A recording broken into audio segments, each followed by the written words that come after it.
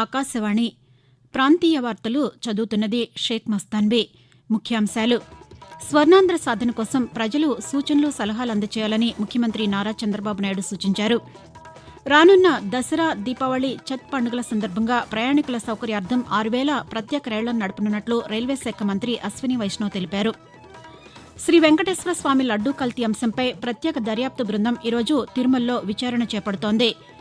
ఆంధ్రప్రదేశ్లోని ప్రముఖ వైష్ణవ క్షేత్రం అహోబిలం ఉత్తమ పర్యాటక గ్రామంగా ఎంపికైంది. ప్రముఖ స్వతంత్ర సమరయోధుడు, విప్లవ యోధుడు సర్దార్ భగత్ సింగ్ జయంతి సందర్భంగా దేశ ప్రజలు ఆయనకు నివాళులర్పిస్తున్నారు. వార్తల వివరాలు: స్వర్ణాంధ్ర సాధన కోసం ప్రజలు సూచనలు, సలహాలు అందజేయాలని ముఖ్యమంత్రి నారా చంద్రబాబు నాయుడు పిలుపునిచ్చారు. ఈ విషయాన్ని ఈరోజు ఆయన ఎక్స్లో పేర్కొంటూ వచ్చే 2047 సంవత్సరం నాటికి ఆంధ్రప్రదేశ్ మెరుగైన వృద్ధి రేటు సాధించడమే తమ లక్ష్యమని స్పష్టం చేశారు. ఈ లక్ష్య సాధన కోసం ప్రజలు తమ అభిప్రాయాలు, సూచనలు అందజేసి ఈ బృహత్తర కార్యక్రమంలో భాగస్వాములు కావాలని కోరారు. స్వర్ణాంధ్ర.ఏపీ.జీఓవీ.ఇన్కు ప్రజలు సూచనలు, సలహాలు అందజేసి అభినందనలతో ఈ సర్టిఫికెట్ అందుకోవాలని కోరారు. ప్రజలిచ్చే ప్రతి సూచనను పరిగణలోకి తీసుకోవాలని అధికారులకు చంద్రబాబు నాయుడు సూచించారు. దేశవ్యాప్తంగా అధిక సంఖ్యలో మొక్కలు నాటే కార్యక్రమం ఏక్ పేడ్ మాకే నామ్ కింద ఇప్పటి వరకు 80 కోట్లకు పైగా మొక్కలు నాటినట్లు కేంద్ర పర్యావరణం, అటవీ, వాతావరణ మార్పుల మంత్రిత్వ శాఖ తెలిపింది. గడువుకు 5 రోజుల ముందు అంటే ఈ నెల 25వ తేదీనే 80 కోట్ల మొక్కలు నాటాలనే లక్ష్యాన్ని సాధించినట్లు మంత్రిత్వ శాఖ తెలిపింది. ఏక్ పేడ్ మాకే నామ్ ప్రచారం అడవుల పెంపకంలో దేశవ్యాప్తంగా విజయాన్ని సాధించగా సుమారు 26 కోట్ల మొక్కలు నాటడం ద్వారా ఉత్తరప్రదేశ్ ఈ కార్యక్రమంలో ముందుంది. ఏక్ పేడ్ మాకే నామ్ ప్రచారాన్ని ప్రధానమంత్రి నరేంద్ర మోదీ ప్రపంచ పర్యావరణ దినోత్సవం సందర్భంగా ఈ ఏడాది జూన్ 5వ తేదీన ఢిల్లీలో ప్రారంభించారు. రానున్న దసరా, దీపావళి, ఛత్ పండుగల సందర్భంగా ప్రయాణికుల సౌకర్యార్థం దేశవ్యాప్తంగా 6,000 ప్రత్యేక రైళ్లను నడపనున్నట్లు రైల్వే శాఖ మంత్రి అశ్విని వైష్ణవ్ తెలిపారు. ఢిల్లీలో నిన్న ఆయన పాతికేయులతో మాట్లాడుతూ పండుగల సందర్భంగా తమ స్వస్థలాలకు వెళ్లే ప్రజల కోసం గత ఏడాది 4,429 రైళ్లను నడపగా ఈసారి 5,975 రైళ్లను నడపనున్నామని చెప్పారు. మరొక 108 రైళ్లకు సాధారణ కోచ్లను పెంచుతున్నామని, దీంతో 12,500 కోచ్లు అందుబాటులోకి వస్తాయని, దీనివల్ల 1 కోటి మందికి పైగా ప్రయాణికులు తమ గమ్యస్థానాలకు సులువుగా చేరుకోవడానికి వీలవుతుందని అశ్విని వైష్ణవ్ పేర్కొన్నారు. తిరుమల లడ్డూలో కల్తీ జరిగిందన్న అంశంపై దర్యాప్తు జరిపేందుకు ప్రత్యేక దర్యాప్తు బృందం ఈరోజు తిరుపతి, తిరుమలలో విచారణ చేపడుతోంది.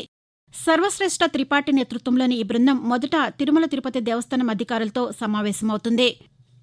రాష్ట్రంలో పంప్డ్ స్టోరేజ్ విద్యుత్ ప్రాజెక్టు పీఎస్పీల ఏర్పాటు కోసం రాష్ట్ర ప్రభుత్వానికి చెందిన విద్యుత్ ఉత్పత్తి సంస్థ AP Genco, national hydro electric power corporation private లిమిటెడ్ల మధ్య భాగస్వామ్య ఒప్పందాలు జరిగాయి. వెలగపూడి సచివాలయంలో ముఖ్యమంత్రి ఎన్ చంద్రబాబు నాయుడు సమక్షంలో నిన్న కుదిరిన ఈ ఒప్పందం కింద 1,00,000 కోట్ల రూపాయల మేర పెట్టుబడులు రానున్నాయి. ప్రతిపాదిత విద్యుత్ ప్రాజెక్టులను 2 దశల్లో పూర్తి చేయనున్నారు. ఆంధ్రప్రదేశ్లోని ప్రముఖ వైష్ణవ క్షేత్రం అహోబిలం ఉత్తమ పర్యాటక గ్రామంగా ఎంపికైంది. 2024 సంవత్సరానికి సంబంధించి నిర్వహించిన ఉత్తమ పర్యాటక గ్రామాల పోటీల్లో 8 విభాగాల్లో కేంద్ర పర్యాటక శాఖ 36 గ్రామాలను విజేతలుగా ప్రకటించింది. స్పిరిచువల్ వెల్నెస్ విభాగంలో అహోబిలం క్షేత్రం విజేతగా నిలిచింది. ఢిల్లీలో నిన్న జరిగిన ఒక కార్యక్రమంలో ఉపరాష్టపతి జగదీప్ ధన్కడ్ సంబంధిత జిల్లా అధికారులకు ఈ పురస్కారాన్ని ప్రదానం చేశారు. దేశం కోసం మరణించిన, జనం కోసం జీవించిన విప్లవ సేనాని, ధైర్యశాలి, త్యాగశీలి సర్దార్ భగత్ సింగ్ జయంతి సందర్భంగా దేశ ప్రజలు ఆయనకు ఈరోజు ఘనంగా నివాళులర్పిస్తున్నారు. 1907వ సంవత్సరం సెప్టెంబర్ 28వ తేదీన అప్పటి పంజాబ్ రాష్ట్రంలోని ఖత్కర్ కలాన్ గ్రామంలో జన్మించిన ఆ మహనీయుని తమపై తిరుగుబాటు చేసినందుకు 1931వ సంవత్సరం మార్చి 23వ తేదీన బ్రిటిష్ వారు ఉరితీశారు. భారతదేశ స్వతంత్రం కోసం అలుపెరగని పోరాటం చేసిన యోధుల్లో భగత్ సింగ్ పేరు భారతీయుల మనోఫలకంపై ఎప్పటికీ గుర్తుండిపోతుంది. ప్రధాన్ మంత్రి గ్రామ్ సడక్ యోజన ద్వారా నరసరావుపేట పార్లమెంటు నియోజకవర్గ పరిధిలో 700 కిలోమీటర్ల రహదారి నిర్మించేందుకు ప్రణాళిక సిద్దం చేసినట్లు పార్లమెంటు సభ్యులు లావు శ్రీకృష్ణదేవరాయలు తెలిపారు.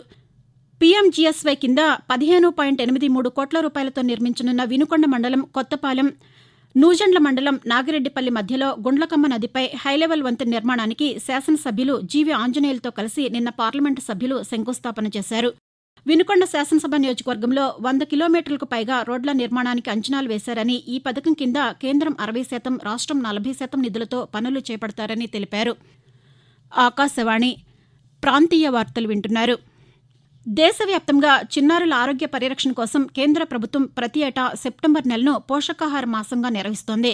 జాతీయ పోషకాహార మిషన్ అని కూడా పిలిచే ఈ కార్యక్రమాన్ని ప్రధానమంత్రి నరేంద్ర మోదీ 2018 మార్చి 18వ తేదీన ప్రారంభించారు.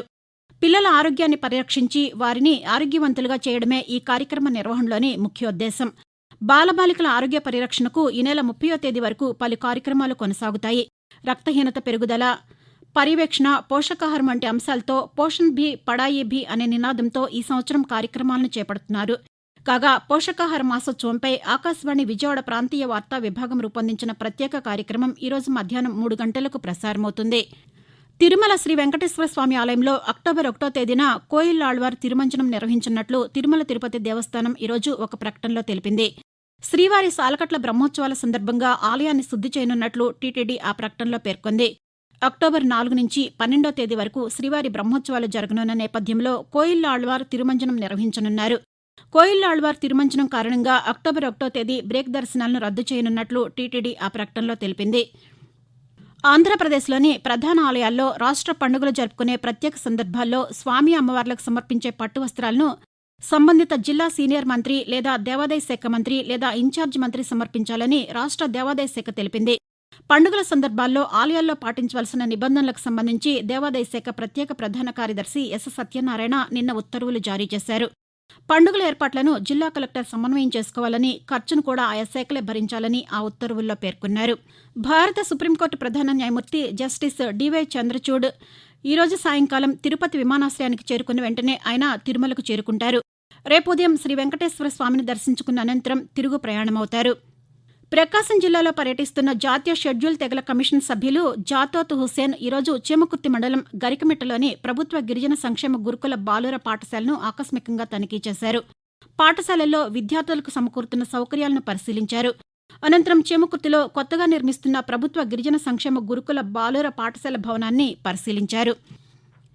రాష్ట్రంలో ప్రభుత్వ ఎయిడెడ్ జూనియర్ కళాశాలల్లో చదువుతున్న విద్యార్థులకు పాఠశాలల్లో మాదిరిగానే ప్రోగ్రెస్ కార్డులు ఇవ్వాలని ఇంటర్మీడియట్ విద్యాశాఖ సంచాలకురాలు కృతికా శుక్లా అధికారులను ఆదేశించారు. ఇందుకు సంబంధించిన కార్డు నమూనాను అధికారులకు పంపించారు.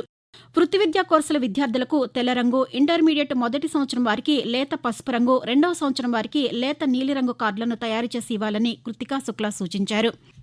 ప్రధానమంత్రి నరేంద్ర మోదీ తన మనసులోని భావాలను ఆకాశవాణి ద్వారా దేశ ప్రజలతో పంచుకునే మన్ కీ బాత్ మనసులోని మాట కార్యక్రమం 114వ సంచిక రేపు ఉదయం 11 గంటలకు ప్రసారమవుతుంది. మన్ కీ బాత్ తెలుగు అనువాదం ప్రధాని ప్రసంగం అయిన వెంటనే ఒకసారి, రాత్రి 8 గంటలకు మరొకసారి ఉభయ తెలుగు రాష్ట్రాల్లోని అన్ని ఆకాశవాణి కేంద్రాల ద్వారా ప్రసారమవుతుంది.